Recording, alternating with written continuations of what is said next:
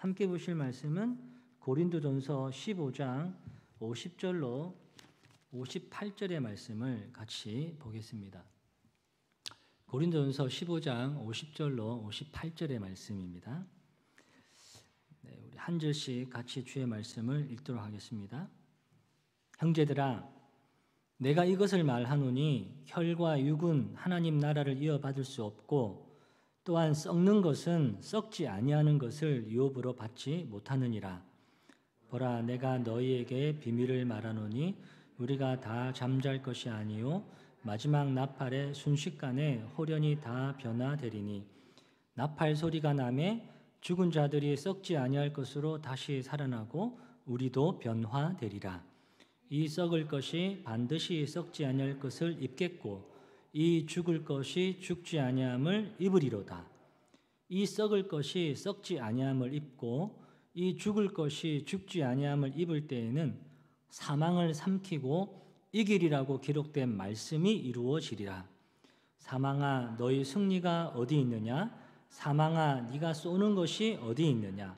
사망이 쏘는 것은 죄요 죄의 권능은 율법이라. 우리 주 예수 그리스도로 말미암아 우리에게 승리를 주시는 하나님께 감사하노니 같이요. 그러므로 내 사랑하는 형제들아, 견실하며 흔들리지 말고 항상 주의 일에 더욱 힘쓰는 자들이 되라. 이는 너희 수고가 주 안에서 헛되지 않은 줄 알미라. 아멘. 할렐루야. 아멘. 마스크를 벗었습니다.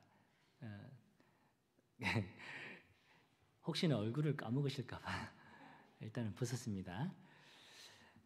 또 한 번의 부활의 아침을 맞이했습니다. 물론 매주일이 우리는 부활의 아침을 맞이합니다. 매주일이. 그러나 특별히 교회의 절기를 따라서 주어지는 이 부활의 아침에 하나님께서 주시는 그 말씀을 따라서 저와 여러분들이 은혜를 풍성히 받고 또 삶의 자리로 흩어지기를 간절히 소원합니다. 자, 예수님을 따랐던 모든 사람들이 예수님의 십자가 사건을 보고 난 이후에 다 시름에 빠졌습니다. 절망에 빠졌습니다. 소망이 사라졌습니다.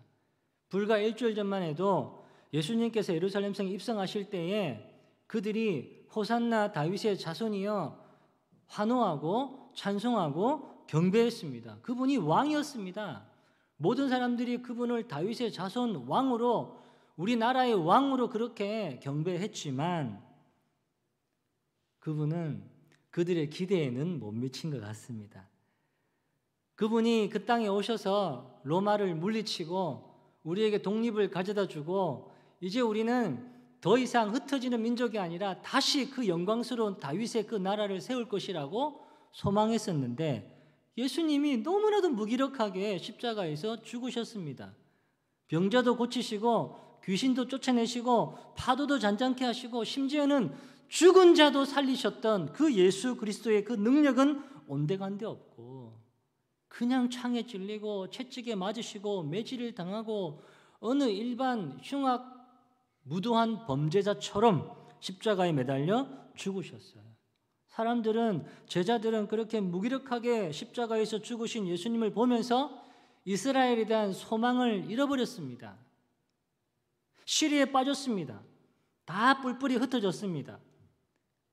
그렇게 역사는 끝난 것처럼 보였습니다. 그러나 사람들의 눈에 보이는 역사는 거기서 끝이 난 것처럼 보였지만 하나님의 역사는 거기서부터 시작이 되는 거예요. 다시 새롭게 시작이 되는 것입니다. 십자가에 죽으신 그 예수를 하나님이 다시 살리셨습니다. 무력하게 아무것도 하지 못한 채 반항 절대로 하지 않았던 그 예수 그리스도를 하나님이 기가 막히게 살리셨습니다. 여러분은 부활을 믿으십니까? 대단하신 거예요. 부활을 믿는다는 것은 대단한 것입니다. 죽었던 사람이 다시 살아난다는 것은 이건 사람이 가지고 있는 집단 이성으로는 결코 이해할 수 없는 논리입니다. 죽었다는 것은 끝이에요. 다시 살아날 수 없습니다. 근데 내가 이 부활을 믿는다는 것은 그 하나님의 일을 행하신 하나님을 온전하게 신뢰한다는 거예요. 그것만큼 큰 게 없습니다. 그날 아침 그 자리로 돌아가서 우리 그 사람들의 반응을 한번 좀 보았으면 좋겠는데요. 먼저 여러분, 예수님의 제자들은 이 부활하신 주님의 소식을 듣고 난 이후에 그 주님을 믿었을까요? 안 믿었을까요? 네, 한번 마가복음 16장 14절에 보시면 그 후에 11 제자가 음식 먹을 때에 예수께서 그들에게 나타나사 말씀하십니다. 그들의 믿음 없음과 마음에 완악한 것을 꾸짖으시니 이는 자기가 살아난 것을 본 자들의 말을 믿지 아니함이라. 예수가 부활한 그 소식을 목격한 사람들의 말을 제자들이 믿지 않았습니다. 그래서 그 예수님께서 이 제자들에게 말씀하셨어요. 너희의 믿음 없는 것, 그리고 믿음 없는 것이 마음에 완악한 것이다 라고 꾸중을 하셨어요. 근데 물론 제자들은 충분히 의심할 만했고 충분히 믿지 못할 만했다라고 저는 생각이 들어요. 왜냐하면 예수님을 육체의 눈으로만 봤다 그러면은 믿지 못하는 거죠. 예수께서 하신 말씀을 하나님의 생명의 말씀으로 온전하게 받아들이지 않았다 그러면은 그럴 수밖에 없을 것 같아요. 3년을 있든 10년을 있든 30년을 있든 그 주님을 육체의 눈으로만 바라봤다 그러면은 그 말씀을 생명의 말씀, 하나님의 생명의 말씀으로 받아들이지 않았다면 저도 그렇지 않을까 싶어요. 주님 앞에서 우리의 입장이 사실은 공허할 뿐이죠.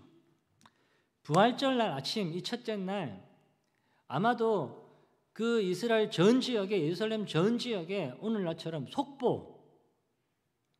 속보가 떴을 것 같아요. 속보.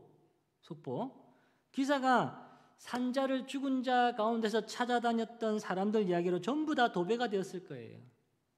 예수님의 빈 무덤에서 천사를 만났고 예수를 만났고, 그 만난 그 얘기를 제자들에게 들려주었지만 제자들은 믿지 않았죠. 오히려 의심했습니다. 그런 점에서 본다 그러면 이 제자들 같은 경우에 예수님의 다시 사심에 대해서 그냥 내가 부활을 믿고 싶어서 믿어버린 맹목적인 사람은 아니라는 거예요. 내가 믿어야지. 믿어야 되겠구나. 내가 부활하신 예수님을 믿어야지 내가 그리스도를 전할 수 있지. 교회를 세워나갈 수 있지. 이렇게 받아들인 개념을 가지고 받아들인 사람은 아니었단 말이죠. 예를 들어 본다 그러면 예수님의 신성을 늘 의심했던 예수님의 동생 야고보는 예수님을 살아생전에 메시아로 인정하지 않았습니다. 가장 가까운 가족이었어요. 가장 가까운 가족이었고 예수님의 성장 과정을 다 지켜보았기 때문에 이 야고보가 예수를 메시아다, 구원자다, 이거 받아들이기 어려운 거예요. 인정하기 어려운 것입니다. 이 예수가 우리의 모든 죄를 대속하기 위해서 하나님의 아들로 이 땅에 오신 구속주다? 이거 어떻게 받아들일 수 있습니까? 믿지 못하는 거예요. 받아들일 수 없습니다. 그래서 예수님이 십자가에 달려 죽으실 때에도 어머니를 이 야고보나 자기 형제에게 맡긴 것이 아니라 요한에게 맡긴 거예요. 받아들일 수 없는 것입니다. 근데 야고보가 부활하신 예수님을 만난 이후에 초대교회 수장이 됩니다. 그리고 나중에 이 야고보가 순교를 당해요. 그것도 정말 무시무시한 그런 죽음을 당합니다. 무엇이 이 예수를, 이 친형을 무엇이 구세주로 확신하게 만들었을까? 그것을 설명할 수 있는 길은 오직 단 하나입니다. 부활하신 예수를 만났기 때문에 그래요. 부활하신 예수를 직접, 살아있는 그 예수를 직접 두 눈으로 목격했기 때문에 예수께서 야고보에게 나타나셨단 말이에요. 야고보에게 당신의 몸을 직접 보여주셨단 말이에요. 야고보가 직접 보았기 때문에. 또 하나 예수의 부활은 도저히 신뢰할 수 없는 사람들에 의해서 처음 증언이 됩니다. 예수가 처음 이 땅에 오셨을 때에, 태어났을 때에 그 증인이 됐던 사람도 목동이죠. 목동. 예수의 처음 부활을 목격했던 사람들도 그렇게 최초의 전달자들도 여성이에요. 여성. 목동이나 여성은 당시 1세기 유대 사회에서 정말 별 볼 일 없는 계층이고요. 법정에서 증인으로 채택이 되지 않는 사람들입니다. 그 사람들에 의해서 예수가 증언이 되는 거예요. 만약에 사람들을 믿게 하려는 의도가 있었다면 좀 더 그럴싸한 증인을 내세우면 더 확실하지 않겠습니까? 예를 들어서 성경에 부활하신 이후에 예수님께서 빌라도에게 나타나셨어요. 대제사장에게 나타나셨어요. 바리새인에게 나타나셨어요. 가야바에게, 안나스에게 나타나셨어요. 그럼 좀 더 확실하게 증언이 될 수 있지 않겠습니까? 근데 전혀 증언의 가치가 없는 귀신 들렸던 여자에게 나타나셨다. 이건 그 증언의 신빙성이 좀 떨어지는 거 아니겠습니까? 누가 믿겠어요? 이런 말을 하면은. 이게 의미하는 바가 뭘까? 이렇게 별 볼 일 없는 사람들의 증언이야말로 사실 초대교회가 부활을 지어내지 않았음을 증명하는 강력한 증거가 되는 거예요. 사람들은 이 부활을 지어낸 얘기라고 말을 합니다. 많이 말을 합니다. 우리는 교회 안에서 어릴 때부터 부활을 듣고 자랐기 때문에, 물론 우리 중에도 부활을 의심하는 분이 있을 수도 있겠습니다만은, 우리는 부활을 듣고 자랐기 때문에 부활에 대해서 별로 의심하지 않습니다만은, 그리스도 바깥에 있는 사람들은 이 부활을 믿지 않습니다. 받아들이지 않아요. 이성으로서 이게 용납이 안 된단 말이에요. 그래서 후대에 그리스도인들이 이 부활을 지어내가지고 그래야지만 뭔가 사람들에게 전달할 때 뭔가 임팩트가 있지 않겠습니까? 그렇게 해서 전달했다라고 얘기를 하는데 이건 거짓인 거죠. 그런 의미에서 본다 그러면 부활의 증인은 정말 뭐 이렇게 위대한 사람, 뭔가 이렇게 권력 있는 사람을 필요로 하지 않아요. 진짜 부활의 증인은 예수님을 만난 사람이면 좋게요. 진짜 부활의 증인은 예수님을 만나서 변화된 사람이면 좋게요. 그게 어린아이든 그게 노년의 뭐 이제 할아버지든 할머니든 간에 부활의 증인으로서는 뭐 권력자가 필요한 게 아니고요. 진짜 예수를 만난 사람이면 족하다 이 말이에요. 정말 예수를 만난 사람. 여러분이 예수님을 만나셨습니까?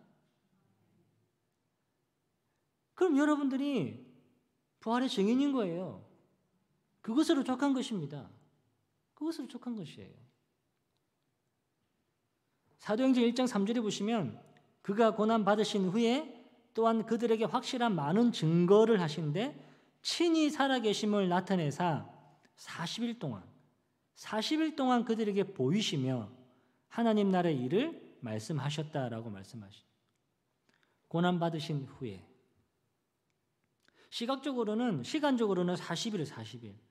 그 40일 동안 시각적으로 보이셨어요. 뭘 보이셨냐면은 당신의 몸, 살아나신 몸을 그대로 보이신 거예요. 고린도전서 15장 3절로 8절에 보시면 예수께서 성경대로 우리 죄를 위하여 죽으셨다가 성경대로 사흘 만에 살아나시고 게바에게 보이시고 후에 12제자에게 보이시고 그 후에 500여 형제에게 보이셨고 그 후에 야고보에게 보이셨고 그 모든 사도에게 보이셨고 바울 자신에게도 보이셨다라고 말씀하고 있어요. 바로 이 예수를 만난 사람들에 의해서 초대교회 역사는 쓰여진 거예요. 예수를 만난 저와 여러분들에 의해서 하나님 나라 역사가 지금 쓰여지고 있는 거예요. 저와 여러분들을 위해서. 사도 바울은 15장 20절에서 이렇게 말씀하고 있습니다. 그러나 이제 그리스도께서 죽은 자 가운데서 다시 살아나사 잠자는 자들의 첫 열매가 되셨도다. 사실은 죽음보다 우리를 더 고통에 빠뜨리는 것은 없습니다. 죽음은 모든 것과의 단절을 의미합니다. 다 끝났다라고 얘기를 하잖아요. 죽으면. 초등학교 6학년 때 제 할아버지가 돌아가셨는데 저는 할아버지를 굉장히 따랐거든요. 정말 제 인생에 거의 다인 것처럼 따랐어요. 내 할아버지가 학교에 있는데 돌아가셨다는 소식을 듣는데 진짜 그 어린 나이에도 하늘이 무너지는 줄 알았어요. 다 끝나는 줄 알았어요. 끝이구나 이게. 내한테 할아버지가 없으면 어떡하지? 끝나는 줄 알았어요. 끝. 부모님이 돌아가셨을 때도 정말 그렇게 서글프게 울었던 것 같아요. 뭐 이유가 다른 게 있겠습니까? 이제 더 이상 못 본다. 죽으면 끝이다라는 생각 때문에 그렇죠. 죽으면 끝이다. 사람들이 가지고 있는 지성이 그래요. 생각이 그래요. 사고가 그래요. 철학이 그래요. 죽으면 끝. 더 이상 아무것도 없어요. 그래서 십자가에서 처절하게 죽음을 당하신 그 예수를 보고 난 이후에 제자들이 이제 다 끝났다고, 이제 다 끝나서 단절되었다라고 포기하고 낙심한 거예요. 근데 이 예수가 부활하심으로 말미암아 이 죽음을 극복하신 것이죠. 죽음이 끝이 아니라 새로운 시작을 우리에게 보여주신 것이에요. 새로운 시작을 알려주신 것이 이 부활이에요. 부활. 그래서 예수님께서 친히 우리 부활의 보증이 되신 거예요. 근데 여러분, 중요한 것은 이 부활이라는 것은 새로운 탄생을 말하는 것은 아니에요. 새로운 탄생이 아닙니다. 예전에 없던 존재가 처음으로 다시 나타나는 것도 아닙니다. 다른 어떤 새로운 종류의 어떤 것으로 환생되는 것도 아닙니다. 죽었던 자신이 그대로 다시 살아나는 겁니다. 다시 태어나는 것이 아니라 다시 살아나는 거예요. 새롭게 변화를 받은 몸으로 다시 살아나는, 이게 포인트예요.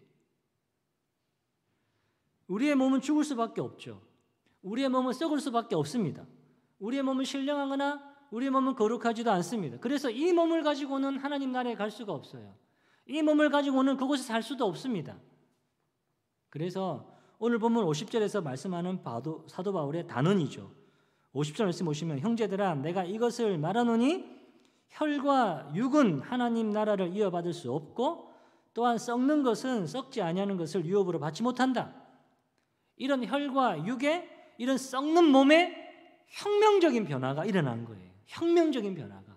썩을 수밖에 없는 몸에, 죽을 수밖에 없는 몸에 혁명적인 변화가, 바로 이 부활이 우리의 몸을 완전히 새롭게 변화시킨 거예요. 그래서 이 부활을 놓고 이렇게 본문이 선언합니다. 52절 53절에 보면, 나팔 소리가 나매 죽은 자들이 썩지 아니할 것으로 다시 살아나고 우리도 변화되리라.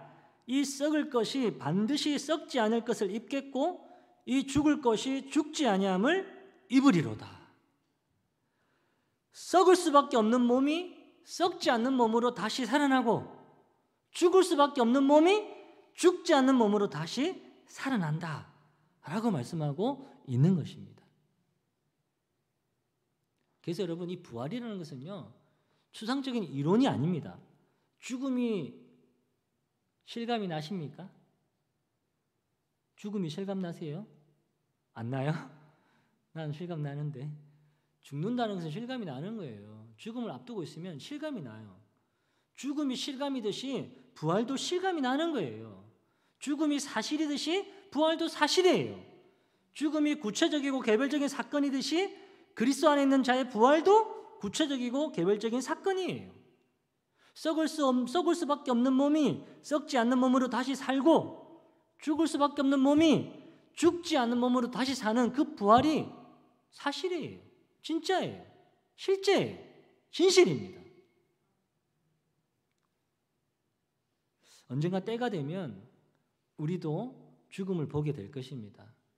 언젠지는 모르겠지만 내 할아버지, 내 할머니가 가셨던 길, 혹은 내 엄마 아빠가 먼저 갔던 길, 그 길을 우리도 분명 가게 될 것입니다. 우리도 그 자리에서 끝이구나, 그렇게 단절되는 그런 경험을 하게 될 것입니다. 그러나 그리스도인들은 그 자리에서 단절로서 끝으로서 끝내는 게 아니라 그 자리가 다시 시작되는 자리임을 알아야 됩니다. 다시 시작되는 자리. 그게 우리의 소망이에요. 그게 우리의 소망이라고요. 그 소망이 있는 자가 이 땅에서 물론 예수님의 은혜로 풍성한 삶을 살면 좋죠. 저는 그렇게 성도들을 축복합니다. 풍성한 삶을 살면 좋죠. 남들보다 좀 더 많은 돈을 벌고 남들보다 좀 더 풍성하고 풍요로운 그런 삶을 누리면 좋죠. 하지만 그렇게 살지 못하는 사람도 많습니다. 그래서 그렇게 사는 것만이 은혜가 아니에요. 그렇게 살지 못하는 사람은 주님의 은혜를 받지 못했다고 말할 수 없는 거예요. 그게 은혜가 아닙니다. 진짜 은혜는 이 부활의 소망을 진짜 내 것으로 알고 살아가는 사람이에요. 이 땅의 것에 연연하지 않는 사람입니다. 물질에 대해서 그것으로 내 삶을 판단하지 않는 사람이에요. 이웃을 판단하지 않는 사람이에요. 부활의 소망이 있는 사람은 이 땅에 있는 연약한 것 때문에 고개 숙이지 않습니다. 다시 살아나기 때문에, 영원한 생명을 가지고 살기 때문에. 저와 여러분들이 바로 그런 분이에요. 그래서 우리가 바울처럼 함성을 지을 수가 있습니다. 54절 55절에 보면 이 썩을 것이 썩지 아니함을 입고 이 죽을 것이 죽지 아니함을 입을 때에는 사망을 삼키고 이기리라고 기록된 말씀이 이루어지리라. 사망아 너희 승리가 어디 있느냐? 사망아 네가 쏘는 것이 어디 있느냐? 옛날에는 사망이 사람들을 비웃었습니다. 사망이 사람들을 조롱했습니다. 죽으면 끝이니까요. 죽으면 끝이니까요. 근데 부활이 사망을 비웃는 거예요. 부활이 사망을 조롱하는 거예요. 사망아 네가 어디 있느냐? 사망아 네가 어디 있느냐? 네가 쏘는 그 독침이 어디 있느냐? 너 아무것도 아니다. 이 부활 앞에서는. 부활 앞에서는 사망은 아무것도 아니다라고 얘기하고 있는 것입니다.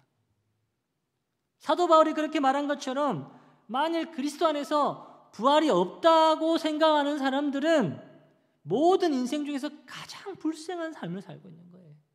가장 불쌍한 삶. 하나님을 예배한다고 하면서 그리스도의 부활을 온전히 내 것으로 받아들이지 못하는 인생이야말로 가장 불쌍한 사람으로 살고 있는 거예요.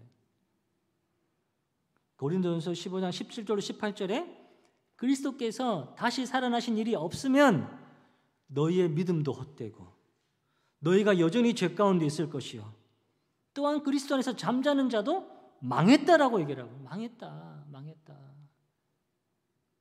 그리스도께서 다시 살아나신 일이 없으면 우리가 지금 붙들고 있는 믿음이 헛된 것이라니까요. 헛된 것이에요. 우리가 착각 속에 살고 있는 거예요. 속임을 당하며 살고 있는 것이에요.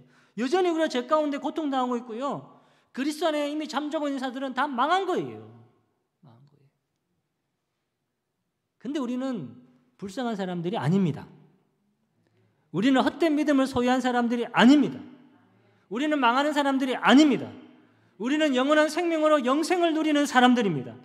우리는 확실한 부활을 가지고 이 땅에 천국 소망을 가지고 살아가는 하나님의 택한 자녀들입니다. 축복합니다. 이 사실이 우리의 진정한 위로가 되는 것입니다. 그래서 부활에 대해서 확고한 믿음과 확고한 신뢰를 가지는 사람은 당연하게 내리는 결론이 있습니다. 내가 죽음을 이기고 사망을 이기고 오히려 그 사망을 조롱하고 그 사망을 비꼬고 사망을 그렇게 가볍게 대하는 그 정도로 우리가 부활의 소망을 가지고 확실하게 살아가는 사람이라면 오늘 주어진 나의 삶을 어떻게 사느냐로 보는 거예요. 바울이 이 고린도전서 15장이 부활장인데 1절부터 57절까지 상당히 긴 내용을 부활에 대해서 쭉 설명한 이후에 58절에 한마디로 결론을 지으면서 마칩니다. 저도 이 부활절을 맞이하여 함께 예배하는 우리 사는 성도님들에게 이 말씀으로 같이 마치고자 하는데요. 58절 보시면 같이 한번 읽어볼까요? 시작. 그러므로 내 사랑하는 형제들아 견실하며 흔들리지 말고 항상 주의 일에 더욱 힘쓰는 자들이 되라. 이는 너희 수고가 주 안에서 헛되지 않은 줄 알미라. 아멘. 미래의 부활에 대해서 길게 얘기했던 이 바울이 다시 현실로 돌아와서 이 한 절의 말씀을 선포하고 있습니다. 미래의 확실한 부활을 근거로 우리가 부활에 대한 소망을 가지고 이 땅을 살아갈 수 있다 그러면은 다시 현실로 돌아와서 우리가 새로운 생명을 가지고 천국 백성이 된 우리에게 이 부활을 경험한 믿음을 가진 성도들에게 부활이 요구하는 이 메시지가 바로 58절이에요. 두 가지를 얘기하는데 첫 번째는 견실하며 흔들리지 말라라는 거예요. 견실하며 흔들리지 말라. 오늘 여러분 부활에 대한 거짓말이, 부활에 대한 거짓 가르침이 참 많습니다. 참 많아요. 이게 영적인 부분이기 때문에 잘못 빠지면은 현혹됩니다. 미혹됩니다. 어떻게 그런 말을 믿을 수가 있지? 믿습니다. 그런 어리석은 지체들이 많습니다. 성경이 그렇게 이해하고 있습니다. 말세의 종말의 때에 이 부활에 대해서 거짓 선지자들이 말한다라고 얘기를 하고 있습니다. 우리도 마찬가지입니다. 우리가 부활하신 예수 그리스도를 닮아가는 모습이 아니라 부활에 대한 축복만을 말하고 돈과 성공과 권력만을 뒤쫓고 신비스러운 체험만을 강조하고 그렇게 말하는 그 거짓된 신앙이 마치 기독교인 양 속고 또 그 속임에 넘어가는 무지한 사람들도 너무 많습니다. 부활절이 주는 현상에 사로잡힌 사람도 많습니다. 우리나라는 좀 덜하지만 서구권 같은 경우에는 부활절날 그러면은 예수 그리스도의 그 십자가 부활을 경험하고 그걸 찬송하는 것보다는 부활절 휴가예요. 부활절 휴가. 이날을 기다립니다. 휴가 가려고. 부활절 토끼 그날을 기다립니다. 그거 가지고 사고 팔고 하면서 사람들에게 같이 즐기는 시간들을 같이 누리고 있습니다. 이런 현상들이 부활을 지배하고 있습니다. 예수 그리스도의 부활은 현상이 될 수가 없어요. 본질입니다. 본질이라고요. 우리가 예수님 때문에 예수를 믿고 난 이후에 예수님 때문에 평안하고 예수님 때문에 우리 삶의 문제가 해결되고 예수님 때문에 우리가 나음을 얻고 예수님 때문에 우리가 행복해지고 예수님 때문에 우리가 지금 즐거워지고 예수님 때문에 우리가 좀 더 나은 삶을 산다는 것은 현상이에요. 현상. 그 현상을 쫓는 사람은 결국 그 현상 때문에 시험 들 수 있어요. 그 현상에 매몰될 때 우리의 신앙은 주님 가신 십자가 고난의 길을 그 좁은 길이 아니라 넓고 화려한 길을 택하여 갈 것입니다. 하나님의 은혜는 현상이 아니라 본질입니다. 본질. 예수님 때문에 몸도 마음도 회복되고 치료되고 위로가 되고 또 물질적인 풍요가 나에게 주어진 것은 현상이라며 오늘 이 부활에 대한 믿음은 본질입니다. 본질. 결코 흔들려서는 안 될 본질이에요. 결코 흔들려서는 안 될 본질이에요. 그래서 내가 부활에 대한 본질을 안다 그러면 십자가 가신 그 길을, 그 좁은 길을 마다하지 않고 내 눈앞에 넓고 화려한 길이 보인다 할지라도 흔들리지 않고 그 좁은 길을 걸어갈 수가 있어요. 그 부활에 대한 본질을 가지고 있으면. 세상의 사상과 철학과 탁월한 지성들이 터무니없는 부활을 얘기할 때, 지연한 얘기라고 얘기할 때 흔들리지 않는 진리, 그 본질을 소유한 사람은 그 소리에 미혹되지 않습니다. 넘어가지 않습니다. 아무리 세계 석학이 얘기한다 할지라도 그 소리에 우리가 현혹되지 않습니다. 본질을 알고 있기 때문에. 사람들은 말합니다. 예수의 빈 무덤에 대해서. 시체를 제자들이 훔쳐갔다고 얘기합니다. 말도 안 되죠? 근데 사람들은 믿어요. 훔쳐갔다고 믿습니다. 또는 예수님이 십자가에 달려 죽으실 때 대부분이 보통 이틀 정도 걸리는데 예수님이 얼마 시간이 그렇게 많이 소요되지 않았어요. 이미 그전에 너무 고난을 받으셨기 때문에 다른 사람들보다 조금 더 빨리 사망하신 거거든요. 근데 이 사람들 입장에서는 예수가 죽지 않았다고 생각해요. 십자가에서 너무 큰 고통 가운데 기절했다고 생각해요. 기절. 그리고 기절했다가 다시 깨어났다라고 사람들이 해석을 하기도 합니다. 말도 안 되죠? 근데 말도 안 얘기를 사람들이 믿는다니까요. 믿어요, 진짜로. 또는 사람들이 예수님에 대한 너무 환상을 가지고 있는 나머지 그게 실제가 아닌 환상을 보았다라고도 얘기하고요. 후대의 제자들이 예수의 부활을 인위적으로 만들어서 지어냈다라고도 얘기를 합니다. 많이 얘기합니다. 무식한 사람들이 한 얘기가 아니에요. 무식하고 못 배운 사람들이 한 얘기가 아니라 지성을 가진 사람들이 얘기한다고요. 이런 얘기들을요. 우리는 거기에 대해서 흔들리지 말아요. 견실하며 흔들리지 말고 부활을 믿고 부활을 고백하는 그 믿음 위에 견실하게 서서 신실한 그리스도인으로 살라라고 말씀하고, 두 번째로 항상 주의 일에 더욱 힘쓰는 자로 살라. 항상 주의 일에 더욱 힘쓰는 자로 살라. 여러분, 부활의 신앙은요, 단순히 내가 부활 신앙을 믿는 그 교리에 머무는 것이 아니에요. 교리에 머무는 게 아니라고요. 나를 위해 예수가 십자가에 죽으셨습니다. 내 죄를 위해서 예수가 십자가에 죽으셨다가 사망 권세를 깨뜨리시고 예수가 부활하셨습니다. 할렐루야 찬송하고 경배합니다. 라는 교리에 머무는 것이 아니라 이 말이에요. 부활신앙은 필연적으로 성도들의 삶으로 이어지는 거예요. 이어지는 것입니다. 부활을 소유하지 않는 사람은, 그리스도 안에서 부활을 부인하는 사람은 어차피 인생을 한 번 죽는 것이고 한 번 죽으면 끝이 나기 때문에 그냥 내 인생 내가 하고 싶은 대로 살려고 합니다. 그러나 저와 여러분들은 그렇지 않습니다. 항상 주의 일에 더욱 힘쓰는 자로서 평생 동안 부활을 믿고 바라보며 살아가는 사람이 되야 됩니다. 그래서 바울이 이렇게 고백합니다. 31절에 보시면, 형제들아, 내가 그리스도 예수 우리 주 안에서 가진 바 너희에 대한 나의 자랑을 두고 단언하노니 나는 날마다 죽노라. 나는 날마다 죽노라 라고 해요. 뭐에 대해서 죽습니까? 자기 안에는 탐심이요, 자기 안에는 욕심이요, 자기 안에 성공을 쫓아가고 있는 그런 권력에 대한 욕망이요, 남들보다 잘 되고자 하는 그런 소망들이요, 예수님보다 나를 더 자랑하고픈 그런 욕망들이요, 나를 드러내고픈 그런 마음들이요. 죽는 십자가에 날마다 죽는, 날마다 죽는 거예요. 바벨탑을 쌓아서 내 마음에 쌓아서 내가 남들보다 너보다 낫다라고 생각하는 그런 마음들, 내가 당신보다 잘 산다, 내가 당신보다 많이 배웠다, 내가 당신보다 오래 신앙생활했다, 내가 당신보다 낫다 라고 하는 그런 교만한 마음들, 눈이 어두워져서 하나님처럼 되고자 하는 그런 마음들을 날마다 죽는 거, 십자가 앞에서. 내가 내 인생의 주인이 되고 살고 싶은 마음, 그런 교만한 마음들. 하나님이 주인 되시니까 내 마음대로 못하잖아요. 하나님이 주인 되시니까 자꾸만 나에게 뭔가를 요구하시잖아요.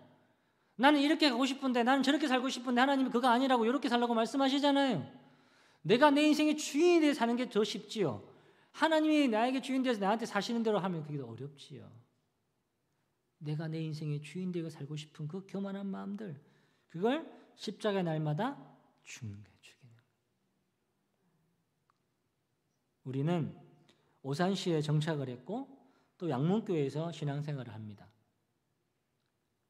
주의 몸된 교회를 이 모양 저 모양으로 섬깁니다.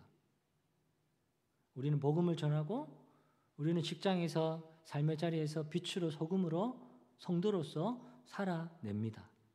근데 그 살아내는 것이 우리를 지치게 합니다. 살아내는 것이 우리를 피곤하게 합니다.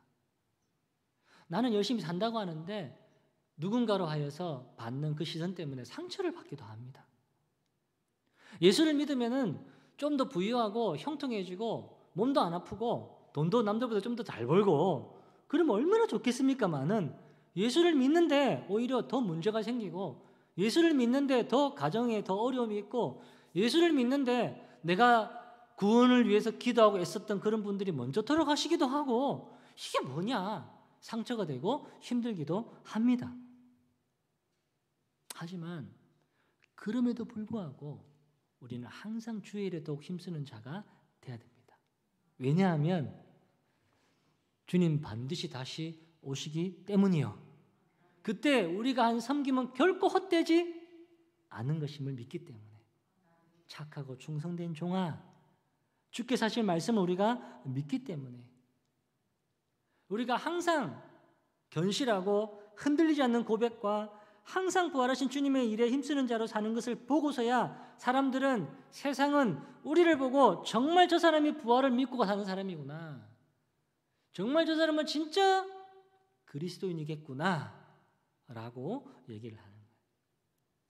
견실하며 흔들리지 않는 신앙 고백과 항상 주의 일에 더욱 힘쓰는 그 신실함을 가지고 살아갈 때에, 아 진짜 저 사람은 정말 성도겠구나, 진짜 그리스도인이겠구나 라고 얘기할 거예요.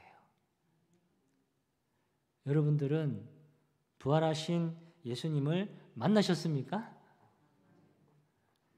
부활하신 예수님께서 여러분에게 무엇을 말씀하고 계실까요?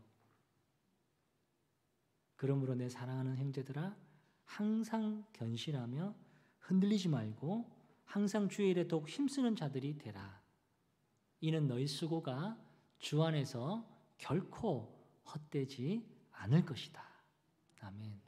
우리 같이 찬송하며 같이 기도하고 예배를 마쳤으면 좋겠는데요. 같이 찬송하실